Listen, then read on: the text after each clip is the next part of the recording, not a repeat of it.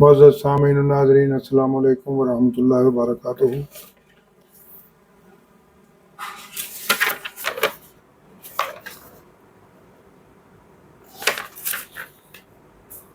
آج ہم سورہ ہود کی آیت نمبر 69 سے 83 تک کا مطالعہ کریں گے۔ اس حصہ میں حضرت ابراہیم علیہ السلام اور حضرت لوط علیہ السلام اور ان کی قوم کے بارے میں ذکر ہے۔ تو ابتدا میں چند آیات کی تلاوت کلام پاک۔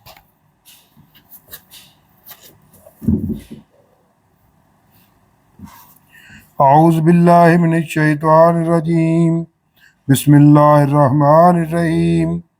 وَلَقَدْ جَاءَتْ رُسُلُنَا إِبْرَاهِيمَ بِالْبُشْرَىٰ قَالُوا سَلَامًا قَالَ سَلَامٌ فَمَا لَبِثَ أَن جَاءَ بِعِجْلٍ حَنِيذٍ فَلَمَّا رَأَىٰ أَيْدِيَهُمْ لَا تَصِلُ إِلَيْهِ نَكِرَهُمْ وَأَوْجَسَ مِنْهُمْ خِيفَةً قَالُوا لَا تَخَفْ إِنَّا أُرْسِلْنَا إِلَىٰ قَوْمِ لوط۔ صدق اللہ العظیم۔ اب ان آیات کا ترجمہ اور تفسیر۔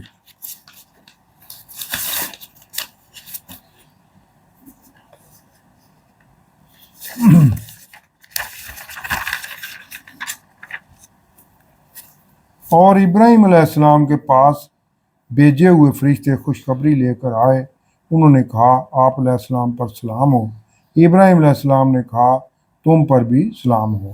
پھر تھوڑی دیر بعد آپ علیہ السلام ایک بنا ہوا بچڑا لے آئے۔ جب آپ علیہ السلام نے دیکھا کہ ان فرشتوں کے ہاتھ اس کی طرف کھانے کے لیے نہیں بڑھ رہے ہیں، تو آپ علیہ السلام نے ان میں اجنبیت محسوس کی اور ان سے ایک خوف محسوس کرنے لگے۔ فرشتوں نے کہا، آپ علیہ السلام نہ ڈریں، ہم تو قوم لوط کی طرف بھیجے گئے ہیں۔ اور آپ علیہ السلام کی پہلی بیوی حضرت سارہ، جن کی اولاد نہ تھی، جبکہ وہ دوسری بیوی حضرت ہاجرہ کے ہاں حضرت اسماعیل علیہ السلام کی شکل میں اولاد ہو چکی تھی۔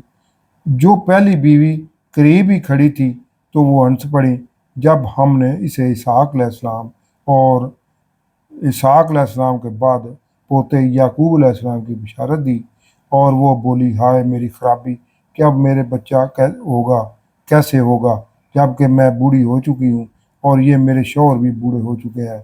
بے شک یہ اب بچہ ہونا عجیب سا لگتا ہے۔ فرشتے بولے، کیا آپ اللہ کے فیصلے پر تعجب کرتی ہیں؟ اللہ کی رحمتیں اور برکتیں ہوں آپ علیہ السلام پر، اے نبی علیہ السلام کے گھر والوں، بے شک وہی ہے خوبیوں والا، بزرگی والا۔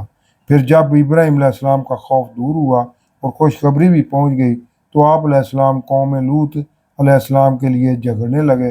بے شک ابراہیم علیہ السلام بہت بردبار، نرم دل اور اللہ کی طرف رجوع لانے والے ہیں۔ اے ابراہیم علیہ السلام، اب اس میں نہ پڑو، اب تو آپ علیہ السلام کے رب کا حکم آ چکا ہے۔ یہ فرشتوں نے ان کو کہا، اور ان قوم لوط پر عذاب الہی آ کر ہی رہے گا جو اب ٹالا نہیں جا سکے گا۔ یہاں ابراہیم علیہ السلام کا مختصر ذکر ہے۔ اب جیسے حضرت ابراہیم علیہ السلام سے پہلے 3 انبیاء کا ذکر ہے، اسی طرح حضرت ابراہیم علیہ السلام کے ذکر کے بعد 3 انبیاء اور رسل علیہ السلام کا آگے ذکر کیا جا رہا ہے۔ تو اس پہلے حصے میں حضرت لوط علیہ السلام کا ذکر ہے۔ تو یہ آیت نمبر جو ہے وہ 77 سے 83 تک ہے، جس میں حضرت لوط علیہ السلام کا ذکر کیا جا رہا ہے۔ اور جب ہمارے بھیجے ہوئے فرشتے لوط علیہ السلام کے پاس آئے تو ان کی وجہ سے آپ علیہ السلام بڑے افسردہ ہو گئے اور آپ علیہ السلام کا دل بہت تنگ ہو گیا۔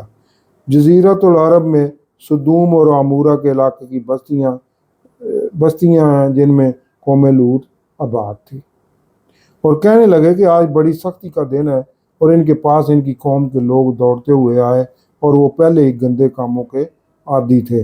لوط علیہ السلام نے کہا کہ اے میری قوم، یہ میری قوم کی بیٹیاں ہیں، وہ تمہارے لیے زیادہ ستھری ہیں، یعنی تمہاری بیویاں وہ نبی کی بیٹیاں ہی تھیں، تو وہ ان سے یہ جو جس نیت سے ان فرشتوں کی طرف ان میرے مہمانوں کی طرف آیا اس نیت سے ان کے پاس جاؤ، وہ زیادہ بہتر ہے۔ تو اللہ سے ڈرو اور مجھے میرے مہمانوں کے لیے رسوا نہ کرو۔ کیا تم میں ایک آدمی بھی نیک چلن نہیں ہے؟ وہ بولے تمہیں تو معلوم ہے کہ تمہاری قوم کی بیٹیوں پر ہمارا کوئی حق نہیں، یعنی ہم عورتوں کو پسند نہیں کرتے، اور تم بے شک جانتے ہو جو ہماری خواہش ہے۔ لوط علیہ السلام بولے کہ کاش میرے پاس تمہارے مقابلے کے لیے کوئی طاقت ہوتی یا کوئی مضبوط سہارا ہوتا جس کی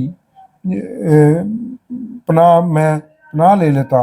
فرشتوں نے کہا کہ اے لوط علیہ السلام، ہم تمہارے رب کے بھیجے ہوئے ہیں، یہ آپ تک نہیں پہنچ سکیں گے۔